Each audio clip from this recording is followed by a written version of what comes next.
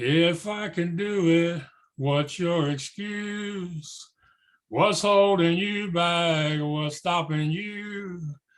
Go on and do it. What's there to lose? If I can do it, what's your excuse? Hello, ladies and gentlemen. I am Maxwell Ivy, known around the world as the Blind Blogger, and this is another episode of What's Your Excuse, where I try to help you overcome the excuses that are holding you back by sharing conversations with people who have overcome adversity, thrived in spite of difficult life circumstances, struck out on their own and started a unique business, or have real world actionable advice to share with you. And I often sometimes bring in people who I personally find interesting or inspiring.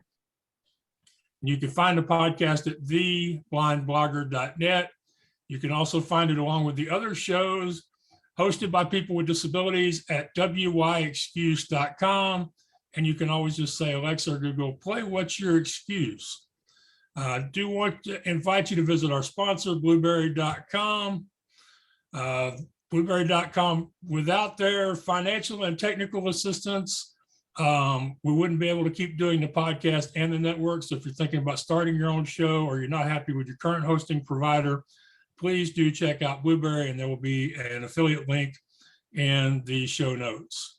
And then as far as Max goes, if you want somebody to get you booked on podcasts and radio shows so you can share your story and promote your business or promote your passion, then I hope you will consider hiring me to do the outreach for you. And you can find out more about that in the online publicity tab. Okay, so today I have what I think is going to be a very inspiring guest. I think we're going to have a great conversation. His name is Gary Foster, and he is visually impaired. He's a retired entrepreneur, husband, father, grandparent. Even in his retirement, he's continuing to work in what some people would think are very challenging, if not dangerous, occupations. Namely his woodcraft business and even a log mill. We'll find out more about that later. We're going to talk to him about losing his vision, talk to him about the product that he uses called eSight that has allowed him to regain a lot of useful vision and how that continues to change his life today. And Mr. Foster doesn't have a website. He is encouraging y'all to visit the website for eSight, which is esighteyewear.com. So Gary, thank you for coming on the show and welcome to What's Your Excuse? Good morning. How are you today? I'm doing good. How are you doing, Gary? I'm just fine. I'm looking forward to this discussion. I'm looking forward to it as well. You gave me kind of the short version of your life story last week, and I just knew that we had to get more into that for the audience and really let them understand that at all these different places in your life, there was really no reason for you not to continue doing the things you love doing. So why don't you tell people a little bit about your background and those years when you were growing up and eventually to the vision loss? Okay, well, I've always been really in love with the outdoors, and I've always loved woodworking. And as I was growing up, I moved out of the city, moved up into cottage country in Ontario, and just really took advantage of being outside. I became a licensed electrician in Muskoka, Ontario, and that led me to a lot of opportunities. And I ended up, I did a lot of hunting, I did a lot of fishing, I did a lot of traveling, but I ended up moving to the Rocky Mountains, to Banff National Park, where I initially started as the chief electrician for the Chateau Lake Louise. I'm sure some of your listeners are familiar with that place. But while I lived in Lake Louise, I had many opportunities come my way, and I took advantage of all of them. I was the justice of the peace in Lake Louise for 28 years. I was a captain on the fire department. It was a volunteer fire department. I was a member of, and chairman actually, of the town council, and just any opportunity came my way. In a small town like Lake Louise, you wear a lot of hats and you have an opportunity to try many different things. It was a great place to raise my family. I ended up working for the Samson Cree Nation from central Alberta, again, though, in Lake Louise, and it was very lucrative for me. And while I was doing that, I took advantage of a lifelong ambition and became a pilot, and ended up owning my own small airplane and flew all over the Rocky Mountains, and I loved it. And then I ended up working for the federal government, and I was the operations coordinator for all of the highways through the Rocky Mountains that were in national parks. And during that time, and stayed by, I have to say, I always kept my interest in carpentry and had a woodworking shop and made furniture and stuff. I just love working with wood. I've built houses. But while I was doing the job for the federal government, I lost my eyesight. And when I lost my eyesight, I ended up losing my job because in my position, I had to have a valid driver's license to be able to, travel all over the area that I was responsible for. It took more than one day to do that. And then when I lost my job, I couldn't live in Lake Louise anymore, because to live in Lake Louise in a national park, you had to be gainfully employed. So once I was no longer gainfully employed and they put me on permanent disability, we had to leave the mountains, left my family, left my career, and moved into the city, which is something that I certainly wasn't happy with. And then it spiraled down from there because there was nothing for me to do. My vision got so bad that I couldn't do my woodworking, and my wife was going to work every day. I mean, I'll tell you, I learned how to cook. My wife was working every day. I'm cooking and I'm cleaning the house, and I had the nicest looking yard on the street, but it just wasn't enough for me. And it was really tough for me to give up all of those activities. And I just didn't see what the future held for me. Right. Well, during those difficult times, was it your wife? Was it faith? What was it that allowed you to just keep going on until something better may come along? Well, I got a lot of encouragement from my wife and my family. We're a very close family, and they all wondered what Dad was going to do because Dad was so active. But they were always encouraging. A lot of love in my family. But given that I was so independent and so adventurous, there weren't a lot of opportunities for me where I was living. I started joining a litter pick group, which was funny because I couldn't see anything except the big stuff. People walked behind me and picked up all the stuff I couldn't see, but it got me out of the house. And I learned how to use the transit system, but it was difficult because I couldn't read, what bus, what train, what destination. I couldn't read anything. So I was always having to ask people, is this the bus for so-and-so? And it was awkward. I tended to stay closer to home because it was awkward, unless I was with someone. If I was with someone, I could go anywhere.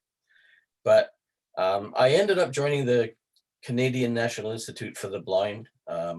My wife, my sister, and we all became ambassadors for the CNIB, and we basically gave motivational speeches and discussed, tried to help people that were following in my shoes as far as my lack of eyesight was going, and try to encourage people to take advantage of, what tools that were available through the CNIB and that kind of a thing.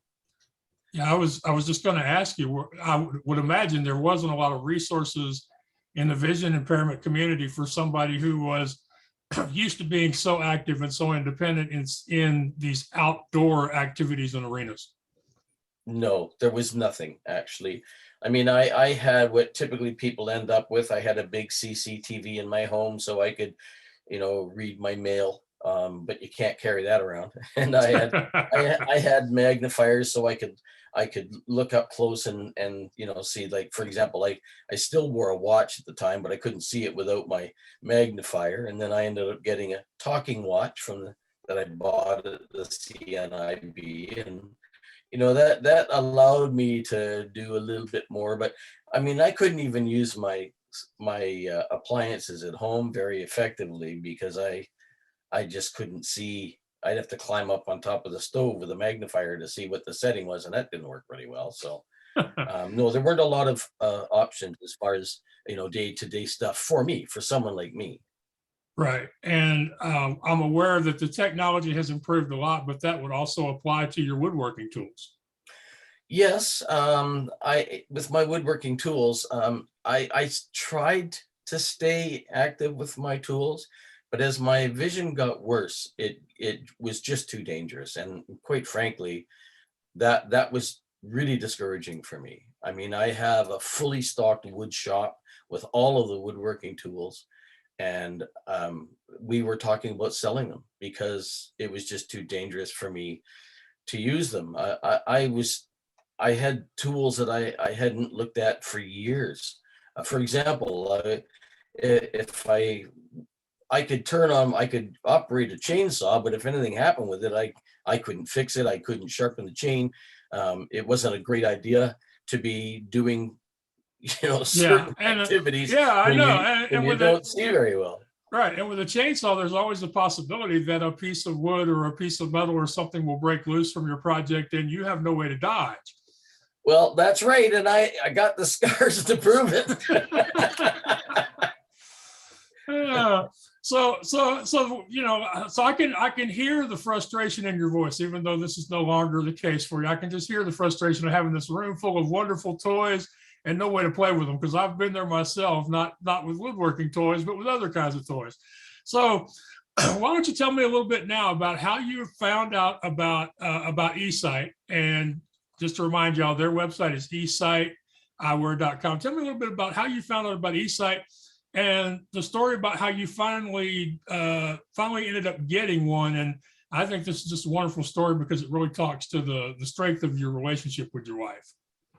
Well, I was at a convention with the CNIB. It was the Foundation Fighting Blindness, and there were lecture halls and there were vendors there. And my sister, who is a year younger than I am, she was just starting to get a touch of macular degeneration, but she was still driving and working. Everything was fine. But she became an ambassador because we were my mother's caregiver as she went through her journey with blindness. And so my wife, my sister, and I were all ambassadors for the CNIB, and we were at this convention. And I was sitting in a lecture hall, and my sister and my wife came in and said, "You got to come out into the hall. You got to come and see this vendor. He's got these glasses, and he says you're going to be able to see." And I have to tell you that I tried all kinds of stuff, and I'd been knocking on my doctor's door saying there's got to be something, and he kept saying, "I'm sorry, there's nothing I'm aware of." And so for me to leave that lecture hall that I was interested in, it was a tough go. But you have to know my sister and my wife. I wasn't allowed to sit in that chair. I got a brother. Into the hall, I got a brother, Michael, like that out in Florida. He can make me do anything I don't want to do. Yes. Yeah. Well, when I got into the hall, there was a lineup of people in front of this one booth. And there was this really large fellow holding up these glasses. It looked like a video game thing, gaming device. And people were just walking up and looking through it. And he'd let you look through it for a few seconds, and then he'd say next. And when it was finally my turn, I walked into the glasses, literally walked into the glasses and looked through. And he was talking to somebody else because he was that busy. And my wife said, what can you see? And I couldn't believe it. I said, "I see your face." And she started to cry. And I looked around the room and I said, "I can see everybody's face." And then I heard next as the glasses were pulled away from my face. And my heart stopped. It was like, I'm not ready. So away we went. We talked about it. I was so excited. And after the lecture was over, we went to the vendor and we went into one of their lectures, and we listened more about the product. And I went up and I was so excited. And I said, "How much do these cost?" And he said, $15,000 US. Now I'm unemployed. And I said, "Thank you very much. I'm very proud. I didn't want to seem shocked. And we got out of there and we talked about it. And I said to my wife, man, that's just too expensive. So I kept thinking about it. I started researching it. I was looking online. I was finding out stuff. I went to my retina specialist again, and he said, I'm sorry, Gary, I've never heard of this device. Well, we flew from Calgary, Alberta to Toronto, Ontario to meet our new granddaughter. And eSight just happened to have their head office in Toronto. And I said to my wife, would it be okay if we just kind of went up there and had a talk with these people? This was months later. And my wife was very excited. She said, of course. So up we went, did a full evaluation, and it was way better than I could ever have imagined. I read to the bottom of the eye chart. I was standing on the 6th floor looking down the street. I could read the names of the businesses on the storefronts. I just couldn't believe it. And the whole time I'm going through all of this, it was set up so that my wife could see whatever I was looking at on a monitor. And she was very emotional. She just couldn't get over it. So finally, after it was all this thing, it took about an hour, I said to the woman, and how much are they now? And she said, well, they're $15,000 US. And I said, well, thank you very much for this opportunity. This was wonderful. And I took the glasses off and I set them down, and I'm edging to the door. And my wife said, what are you doing? And I said, well, we found out what we needed to know. And she said, aren't you going to buy them? And I said, Tammy, that's $15,000 US. And she said, well, what would you do if I needed it?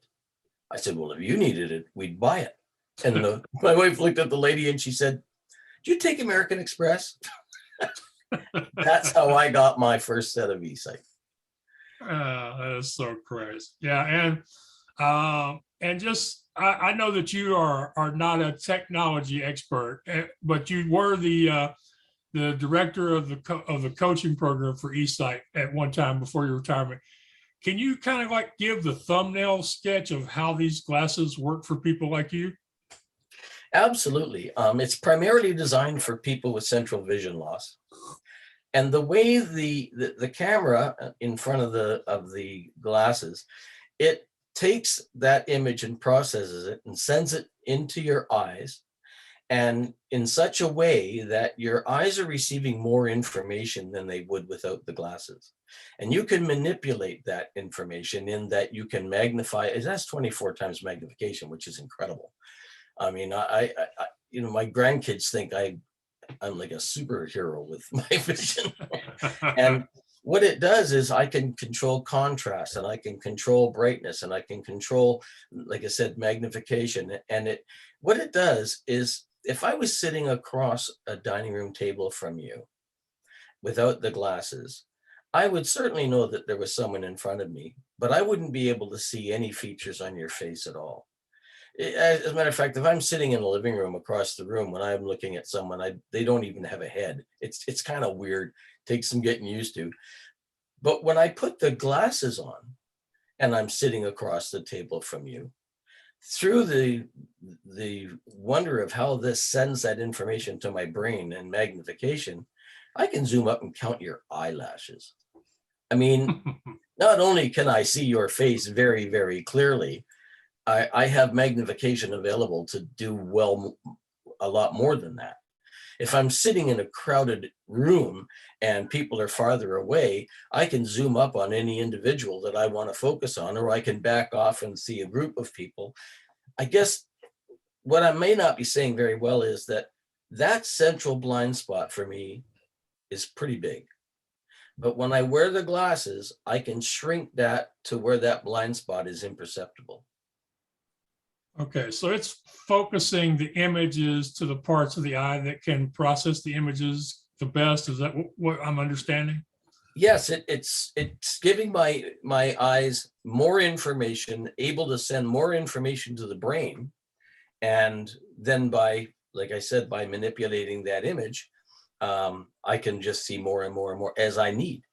And one of the things that I tell people to help them understand how good this is for me, if I was holding a needle and thread and I looked at the needle and thread, I wouldn't see the needle and thread.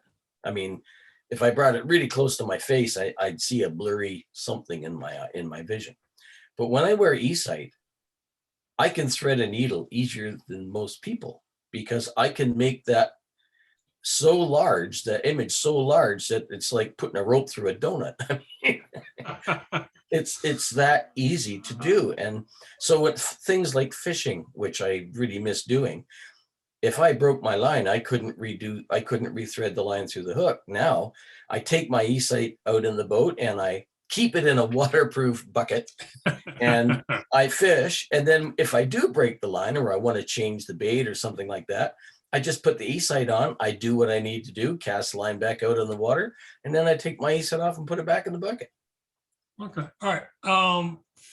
And this generally works for people who have peripheral vision, but have decreases in central vision, correct? Primarily, yes. I'm fortunate in that my peripheral vision is pretty good, but you can't focus with that, obviously. I mean, you just can't. So what eSight does is it gives me the best of both worlds. When I'm there's a lot of electronic devices out there now, but when you put them on, you have no relationship to what's going on around you other than what you're seeing through the lens. With eSight, because my peripheral vision is still available to me, it's completely mobile. I can walk through a mall and I'm seeing a crowd of people walking towards me just with my limited normal vision. But if I want to see the faces of those people, I wear the glasses slightly tilt up so I can look under the glasses for my normal vision. And then when I look up through the glasses, now I see what you see, what anybody with normal vision would see. Right. So if I see a crowd of people, I can zoom up and say, oh, that's so-and-so. So it's not awkward to walk around with it, or it's completely mobile. I go shopping with it. I travel around the world around North America with it, unassisted, I might add, because I can do that. I can go to the airport, wear my eSight. I can read the departure gate. I can read the boarding pass. I can do everything, and I do it regularly, unassisted, because with my eSight, I don't really have a visual handicap. Right. Now, are you wearing the eSight today? Yes, I am. I'm wearing it right now. With this program that we're on, I see you a video of you, a live video of you, and I'm watching you right now. Okay. And so the best. So are you just seeing just me, or are you also seeing the room behind me? Right now, I've got it zoomed up so I can see your face very clearly. So what I'm actually seeing is I'm seeing you shoulder to shoulder and from just below your chin to just above your head. Okay. All right. Okay. So with the eSight, you're able to go back to some of your previous activities that you enjoy doing, and so how has it affected, say, your time with your wife Tammy and with your large family? How does that come in here?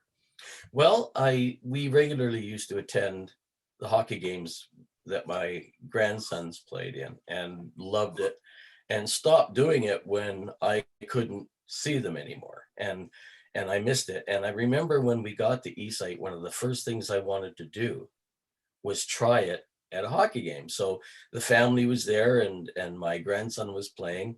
And because it was a first time for me, I decided that I'd go to the very back of the bleachers and just kind of, I didn't want to draw too much attention to myself. I wanted to see if this was going to work for me. And I was standing up there for quite a while when my son approached me. And he said, "Well, Dad, can you see Simon?" And I laughed and I said, "I can see the puck." I said, I can see him. He always wore different socks on his feet, different color socks. So one leg would be one color, the other would be another. And that was just his hockey good luck thing. And I could pick him out instantly and I could watch him all around the ice. I could back off and I could watch the play, but I could zoom right up and I could see him I could see his facial expressions while he was playing. I mean, it was phenomenal to me. And this was the first version of eSight I had. This is back in 2015. And I mean, it's gotten better since, but I was blown away. And I started going back to the hockey games again. My grandson at the time was 10 years old, and all of his little buddies, they were fascinated that this blind guy was there watching them play with this magical device. And they were always interested in, can you see this? Can you see that? Like, I kind of became a celebrity to these little kids, and I loved it. And it got me so I was engaged with my family again. And I mean, it was just fantastic.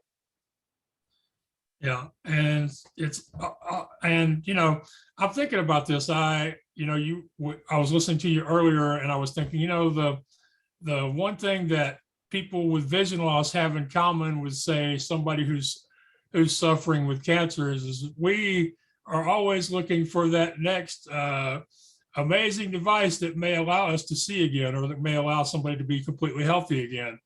So the eSight has worked for you. Do you think that you would have made this much of a recovery in your personality emotionally if you hadn't found eSight, or do you think eventually you would have found some middle ground between the adventurer you were and the person at later in your life? Well, I'd like to think that I would have found my way, but it wouldn't be the life I'm living now. I mean, that's absolutely for sure. I wouldn't be enjoying the activities and the hobbies that I'm doing now. I wouldn't have met the people that I've met, done the traveling that I've done, and I love to travel. I would never just sit at home on the couch. I've not been that kind of guy, but I was certainly not very happy. And my family told me that as far as they were concerned, I was starting to get depressed and I wasn't myself, and I was withdrawing a little bit. But I can say with eSight, I do everything I used to do before, except I can't drive a car, and they won't let me fly a plane. And I can't imagine anybody wanting to get in a plane if I was the pilot. Yeah, I told you I would go. I mean, I've done crazier stuff than that, so it wouldn't bother me one bit. I mean, because I haven't enjoyed flying in commercial planes lately because they seem to be so concerned with fuel costs that they take forever to get up to cruising altitude, and that makes me nervous as somebody who can't see what's going on. But so eSight is probably a very good option for those people who they just can't see themselves as being the same person after vision loss. I mean, this is, there are people who they lose their vision, especially if they lose it earlier in life, who they are going to find a way to be that person again. But there are lots of people who are in the same spot you were in, where, it's so much a part of who you were that it's just really hard to see yourself to self being a happy person again and living with vision loss. So for that group of people, and for those who their vision loss is central, not peripheral, eSight probably is helping a lot of people. Well, I can say that one of the things I'm really impressed with what eSight can do for people is I've seen a lot of younger people, people in elementary school even, who weren't able to sit in a classroom with everyone else and see the blackboard and read the printed material and that kind of thing. And I've watched those people, when introduced to eSight, go back into the classroom, do everything that everybody else is doing in that classroom. They can read the same book, they can see what's on the blackboard, they can be involved in the same activities. And one of the things I love about that is it gives those people, those children, the opportunity to be virtually like everybody else. It opens many, many doors for their future. I've coached university students that are wearing it, and college students that are wearing it, high school students that are wearing it. And to see the opportunities that they're going to have now because of this technology, that just warms my heart. I mean, there's nothing like someone being able to, have an opportunity to do something that they really want to do. Sometimes they didn't even know what they wanted because they didn't know it was available to them.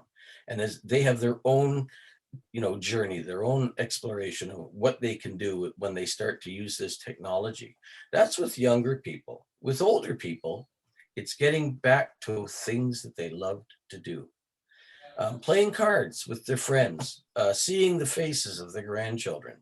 With people, that are still working, you lose your eyesight like I did, and you lose your job. If you work in an office and you're starting to lose your eyesight, your central vision, and it's just becoming impossible to do your job sitting at a computer, for example. I can tell you that once I was wearing eSight, I worked for 2 years in an office where I worked every day at a computer, 8 hours a day, just like a normal person in the office. I could walk over to the photocopier, use the photocopier, sit in the lunchroom and, share, stories with my coworkers and look at photographs of their children. I could do all of that kind of stuff. So I don't care what age you are, what part of your life journey you find yourself in. This is an opportunity to really fill in the rest of the picture, if you will. Yeah, I like that analogy. So why don't you, let's talk about how, for you, eSight has allowed you to go back to the carpentry, the woodwork that you used to love, and and talk about that a little bit. Okay, well, when I had the eSight, I was doing my own exploration around the house and everything. And my wife, who it just is so loving and so worried for me, I waited until she went to work one day, and I went out into my wood shop, and I couldn't wait. I wouldn't dare do this with Tammy around because she wouldn't let me. And I went out there and I'm looking at all my tools and I thought, where do I start? So I put a piece of wood in my wood lathe and I turned it on, and I thought, I'm just gonna just make this square block round. It's all I wanted to do, just see if I could still use my wood lathe. What was interesting is I could see the point of contact between the chisel and the wood absolutely crystal clear. What I wasn't prepared for was that hand-eye coordination becomes a little different. It's a bit learned. I was closer to the wood than I thought as I approached it. And as I moved forward with the chisel, it jammed into the wood, pulled the chisel out of my hand and flung it into the wall. My heart stopped and I'm standing there looking, do I still have all my fingers? And it's a good thing Tammy wasn't there. That would have been the end of the journey. But I backed off and I realized, okay, I got to learn to judge distance. So I picked up that chisel and I turned that square block into a round piece of material. And that started my journey getting back into all of the woodworking tools that I've ever done, that I've ever used. And I can do any and all of the projects that I did before. I spend a lot of time in my wood shop and I make all kinds of things. I mean, a lot of times I'm just designing things, building it, and I'll give it away just because for me, the journey was making it. And so my friends and family and neighbors all enjoy woodworking projects that I've done. And then when I retired, the cost of wood was getting to be pretty crazy. And I live in the country now. And I just found myself with all this time, all these tools, and not a lot of money to be buying wood anytime I felt like it. So I stuck my neck out a little bit and I bought myself a small wood mill. A friend of mine has a lot of property with a lot of trees. And I got back into the chainsaw. I go out with the chainsaw, I drop the tree limit, we put it onto a trailer. This is just my wife and I. Pull it back to our place where the mill is, load it onto the mill, and I am cutting all of my own dimensional lumber. I'm loving it. It's my favorite thing to do right now is to go logging, get a bunch of logs, come back to my sawmill, My neighbors think I'm crazy. I have no problem doing it. I can sharpen the chainsaw. If something goes wrong with the mill, I fix it myself. Um, you know, I'm doing that pretty much anytime weather allows. I'm out at my mill now. So I've got all this wood that I can make things with. Um, I don't know. I'm in my retirement and I'm having the time of my life doing what I love to do, working with wood, and I get to mill my own wood. Yeah, and I think you said something the other day about how you have always worked with wood, and so you working with wood with eSight is one thing, but if somebody hasn't worked with wood or heavy machinery before and they're wanting to do it with their eSight, that's probably something that wouldn't work out too good, right? I mean, Yeah, I see a huge disclaimer here. No, I mean, this is stuff that I've done all my life. There's a lot of muscle memory involved. There's a lot of experience involved, and it enabled me to get back into what I did. I would not suggest that someone who's never done this stuff, they get an eSight, they go out and start working with power tools and chainsaws. I would never suggest that. I do that because I did it all my life. And as a matter of fact, as a coach, when I was teaching people, I would always ask first, what do you miss? What did you do that you really wish you could do? And a lot of times, I'll just relate a story. One of my favorite clients, she was 84 years old. She loved to sew. That was her thing. She loved to sew, make things, and she couldn't do it anymore. It was impossible for her to do it. And I understood that. And when I was doing my coaching with her and evaluating her, and as I could understand what she could see, because when you're coaching someone with eSight, we can connect remotely to their device and see what they're seeing in real time.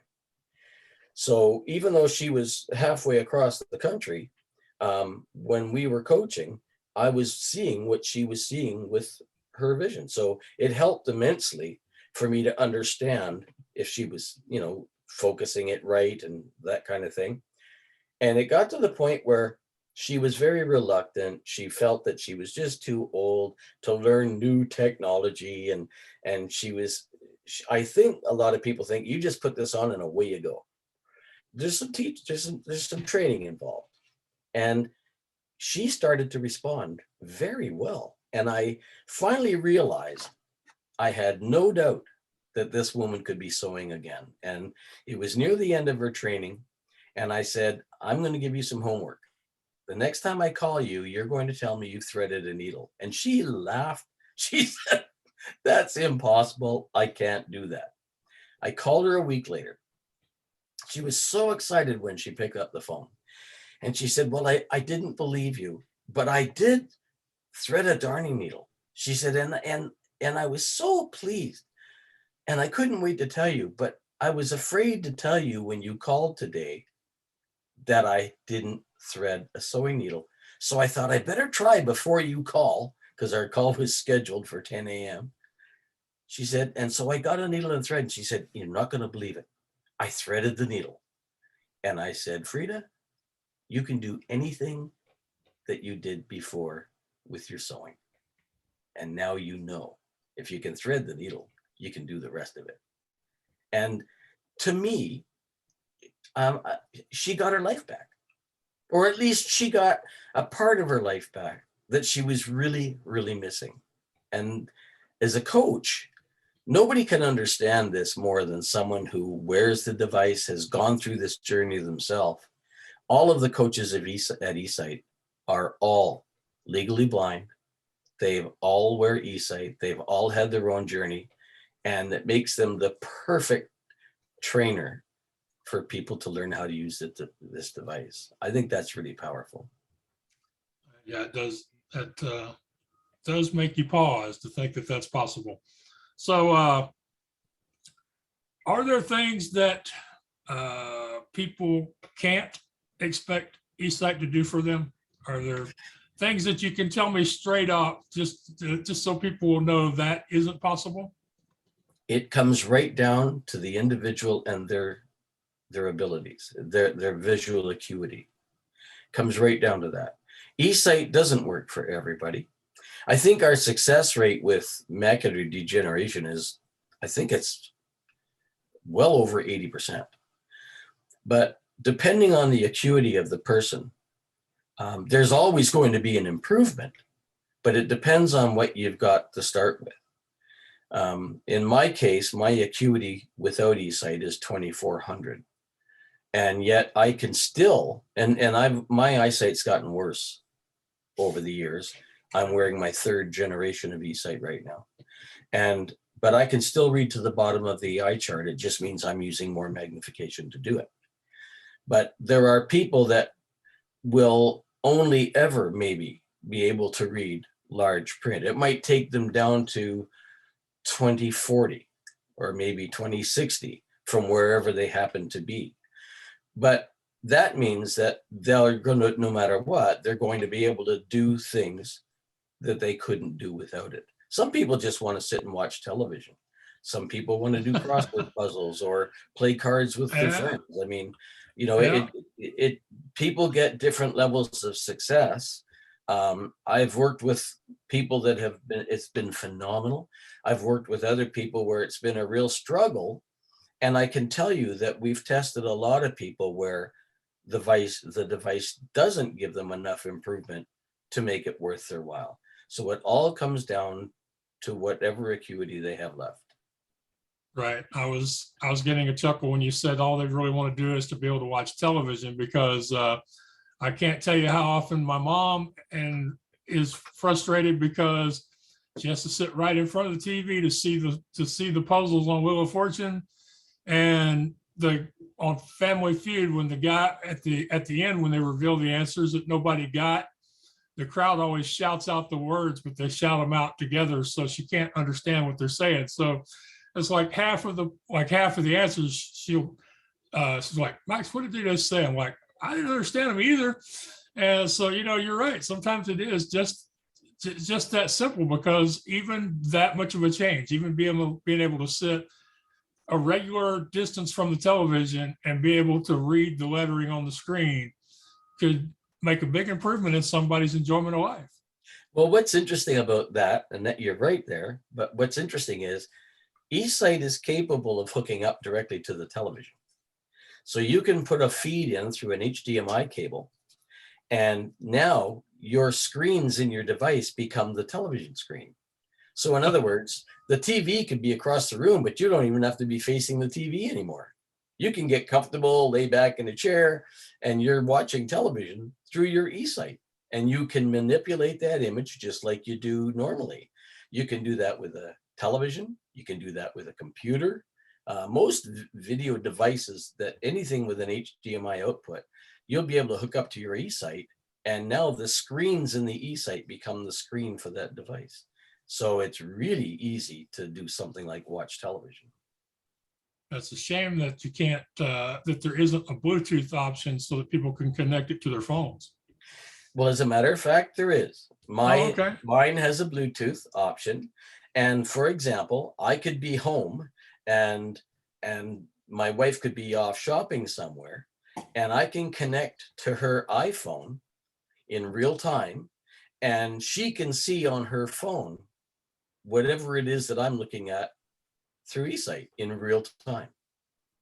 I tell you, the more I hear about the interconnectivity of eSight, the more I think this should be the basis for the plot of a science fiction novel or an espionage thriller. Hey, Covert Affairs ran 3 years for that blind guy that was a CIA agent. So who knows,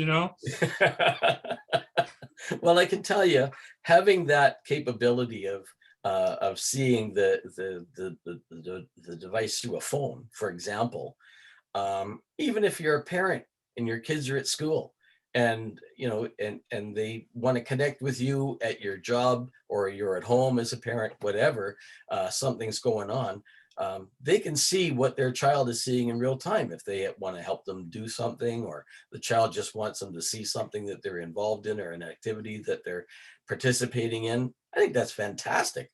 you just make that connection, and now mom's sitting at home watching her on her phone or her iPad for that matter, or her computer screen, however they want to do it.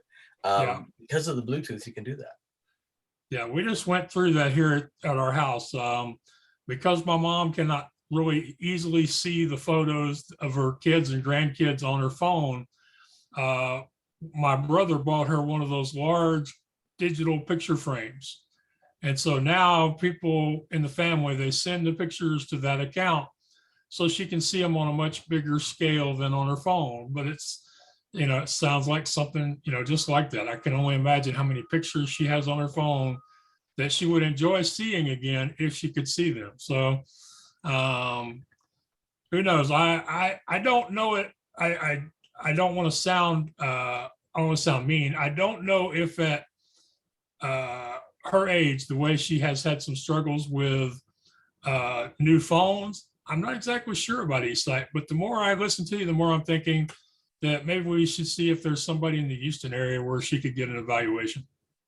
Absolutely. I would highly, highly encourage that your mother try. I mean, I think our oldest client was 102. It all depends on that individual person, what they're looking for, how much vision they've got left and that kind of thing. I mean, a lot of my favorite clients were always clients in their 80s. They were always my favorite as a coach. Yeah. Yeah, I mean, and their families were usually involved. There was usually a family member there while they were learning and that kind of thing. And I mean, it was just, I would say if this technology would work for your mother, it would be fantastic for her to be able to try it. And it's an easy thing to be able to try it. You can just contact eSight Eyewear or eSightEyewear.com. You can contact through them and they'll set you up with, if there is anything local. If not, they can even send it to you. You'll be connected with a coach. The coach will work with your mother and probably a family member to start with, and they can do an evaluation and see if this is going to work. I mean, that's all available. What eSight wants more than anything is for the people that can take advantage of it to have the opportunity to do it. That's what eSight's all about. Okay. Well, that's a great mission for a organization to have. And since you brought it up earlier that the original cost was $15,000 and the second time you went it was $15,000, and I know prices changed based on generations of technology and availability of the parts that go into a device, what is the range, say, of what an eSight would cost today? Well, I think it's $53.50 US, but Roland, can you chime in there? $69.50 US. $59.50. Okay. All right. Roughly $6,000 US. And I was meaning to address that earlier. For those of y'all who are not from Canada, the reason he keeps mentioning US is not because of the exchange rate. It's because for most of the the last 30 years, it's been more expensive for Canadians to purchase things in US dollars. So 15,000 US could take a much bigger bite in a Canadian's pocketbook than it does a US person's budget at that time. At that time, for me, it was $19,000 Canadian. Yeah, that's what I thought. Yeah. So, all right. Well, I tell you, I've really enjoyed hearing your stories, and it's great that your wife was on board, and basically she pushed you into doing it, and it's turned out so well for you and your family, and also for eSight, because it sounds like y'all have had a great partnership over the years when you were part of their team. Well, if I've got time, there's one more story I'd like to share. All right. Well, we will definitely have time for one more story. If we don't, we'll make time. It's a great thing about not being live. Okay. So just, I know we've mentioned it several times, but I just want to make sure I get it in. Again, it's eSightEyewear.com. So let's send them off with another good story there, Gary. I was traveling with my wife and my daughter, her husband, and my sister. We were on a cruise ship. And this is probably the second year I was wearing eSight And it was really exciting to be traveling and being able to see again. And I was all excited about this trip. But the dining room that we were sitting in, there was huge tables, round tables, and we had a designated table, and there was 3 other couples that sat at that table with us, great big huge round table. And I was sitting there looking at over the menu with the glasses, and there was a woman there with her husband. She was an older woman, I'd say probably around 70, and she told me she thought I was being rude, because she thought that I was actually sitting there playing some kind of video game at the table. And she was very abrupt. And I just said, no, ma'am. I said, I'm actually legally blind and I'm using this to read the menu. And she had this look of disbelief. And my family, they were a little upset that this woman was basically attacking me, but nobody said a word. And I never needed to be defended. And she said, well, would that work for my husband? And he was sitting right there. He was a very quiet kind of guy. And I said, I don't know what is the problem? What's his visual problem? Well, he has macular degeneration, and I don't think it'll work for him. And I said, well, actually, ma'am, I have macular degeneration. And if you want, I'll put my eyewear on your husband and see if it will work for him. So I got up and I took it around. Now do understand that back in those days, I had a prescription pair of glasses that still worked somewhat for me that were incorporated into the eSight. So I had to remove those because that wasn't his prescription. And so I put the glasses on his head and I showed him how to adjust it. And he just fiddled with it a bit. And then he didn't say anything. And his wife said, well, does it work? And he just said, hand me a menu. And she handed him a menu, and he sat there and he started reading the menu out loud. And there wasn't a dry eye at that table. All the other couples as well. They were flabbergasted that all of a sudden this guy could read his menu. And that lady was really, really nice to me after that. And I just want to share that because everywhere we go as a family, people approach us all the time, ask what I'm wearing, and we're excited to be able to share our experience, tell them the technology that's available. Everywhere my wife and I go, we talk about this all the time, and it's exciting to us because it's done so much for our whole family. We want the same for anyone that can take advantage of it. Well, that's a wonderful attitude to have, and I am glad that that you are you're really enjoying your life. I think you're a great example because far too many people, sighted or visually impaired, they get to a point in their life where they think, okay, it's time to take it easy. But you're continuing to find things that bring you joy and to do them on a daily basis. So I appreciate that. I think that's very encouraging. And I want to thank you for spending some time with me and my audience here on What's Your Excuse. Well, it's been nothing but a pleasure for me. I thank you for the opportunity to share my story. Well, I appreciate you sharing your stories, and I'm hopeful that after people hear this, we're going to have at least 1 or 2 new stories to tell for eSight. Hope so.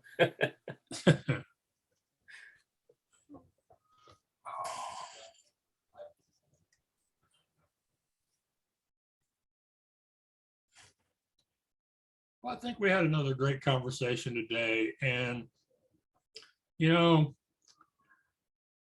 I think that the important thing to remember here today is that all of us are individuals.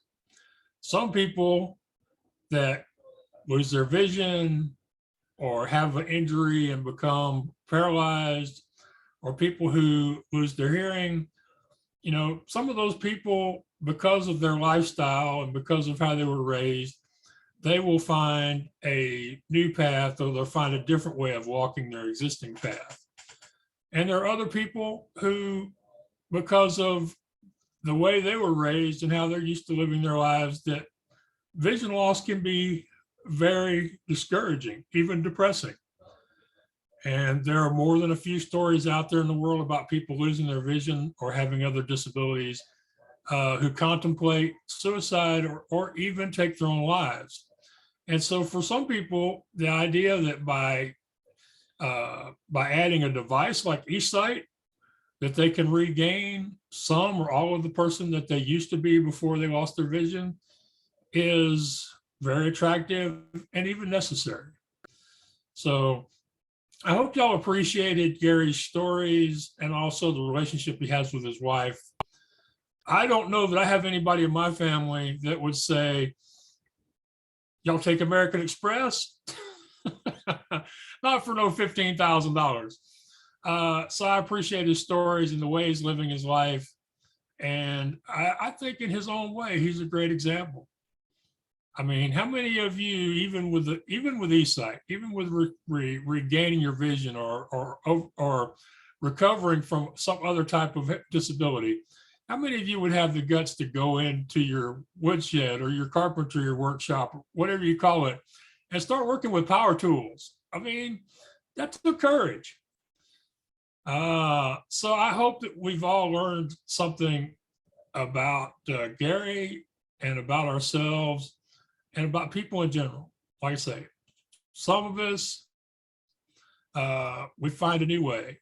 Some are lucky through the wonders of technology to be able to do what they used to do, just with a little different help. And I feel like we made a friend today with Gary and his wife, Tammy. I feel sorry. I really apologize for not getting her on the screen with us too, because, you know, that's a big part of his life. Husband, father, grandfather, outdoorsman. All right. I hope y'all really enjoyed our conversation with Gary. And if you have somebody in your life or somebody from your work who could benefit from their product, I hope you'll check out eSightEyewear.com.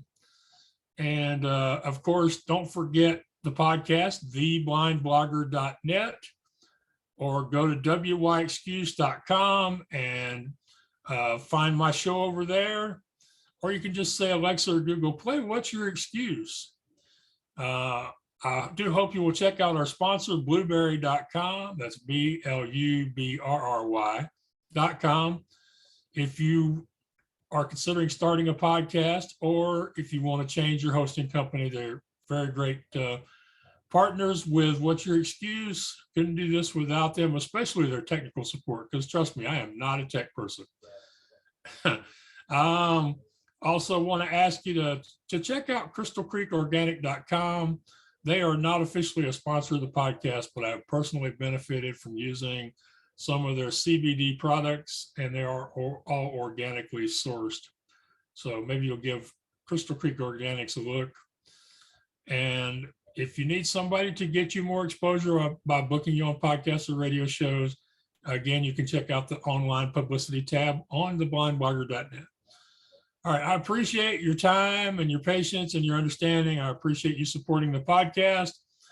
And I know that you have a lot of options for what to spend your time on. So thank you for being with us again, once again, on another episode of What's Your Excuse? So until next time, stay safe out there. Goodbye. Too many times we stand aside, let the water slip away to what we put off to tomorrow has finally come today. So don't stand upon the shoreline and say you're satisfied. Choose to chance the rapids and dare to dance the tide.